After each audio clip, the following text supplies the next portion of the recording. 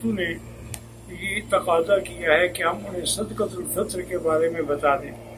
تو اصل میں رمضان المبارک کا سارا مہینہ ہی نعمت عظمیٰ ہے کہ ایک تو سیام ہے، روزہ ہے، پھر قیام لیل ہے، لیلۃ القدر کی عظمت ہے، 1000 مہینے کے برابر ہے، اس کے بعد پھر اعتکاف ہے، اور ان تمام چیزوں کے بعد صدقہ فطر ہے۔ صدقہ فطر ہر اس آدمی کے ذمہ ہے جس کے پاس سونا چاندی پیسہ ملا کے 52.5 تولے چاندی کی قیمت بنتی ہو، اس کے زیادہ جتنا ہو، یعنی کم از کم اتنا بنتی ہو، تو وہ صاحب نصاب کہلاتا ہے، اور اس پر صدقہ فطر ادا کرنا ضروری ہے۔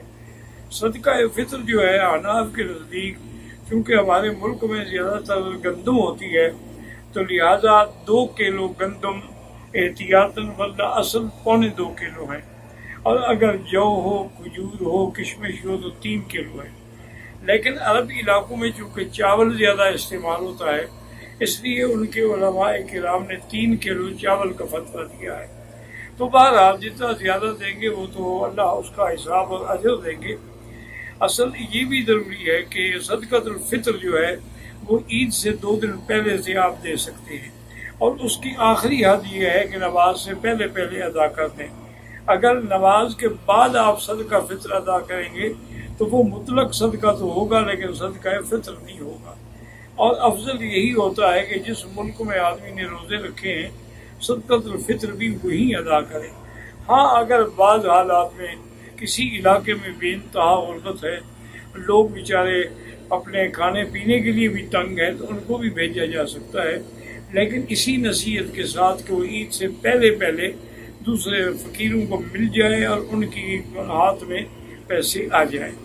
باقی علماء کہتے ہیں کہ بھی آدمی زیادہ بہتر یہ ہے کہ جنس دے، چاول دے، گندم دے، جو دے۔ صرف امام ابو حنیفہ رحمۃ اللہ علیہ اجازت دیتے ہیں کہ اگر اس کی قیمت ادا کر دے تب بھی ادا ہو جائے گا، کیونکہ حدیث میں لفظ ہے جو چیز فقیروں کے لیے انفع ہو۔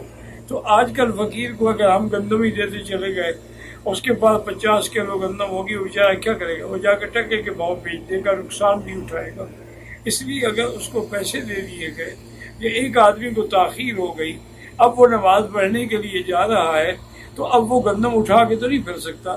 اس لیے اگر راستے میں چلتے چلتے بھی فقیروں کو اس نے نماز سے پہلے صدقہ دے دیا تو صدقہ فطر جو ہے وہ ادا ہو جائے گا۔ اللہ تبارک و تعالی ہر مسلمان کو صدقہ فطر ادا کرنے کی توفیق عطا فرمائے۔ صدقہ دینے کی بہترین شکل یہ ہے کہ مستحقوں کو دیا جائے، غریبوں کو، بیواؤں کو، یتیموں کو۔ اگر مکہ مدینے میں آپ دیتے ہیں تو یہ جو حرم کے خادمین حرم میں کام کر رہے ہیں، صفائی کر رہے ہیں، حرم کے باہر صفائی کی، یہ مستحق لوگ کسی سے مانگتے بھی نہیں ہیں، اور دل لگا کے اللہ کے گھر کا کام کر رہے ہیں۔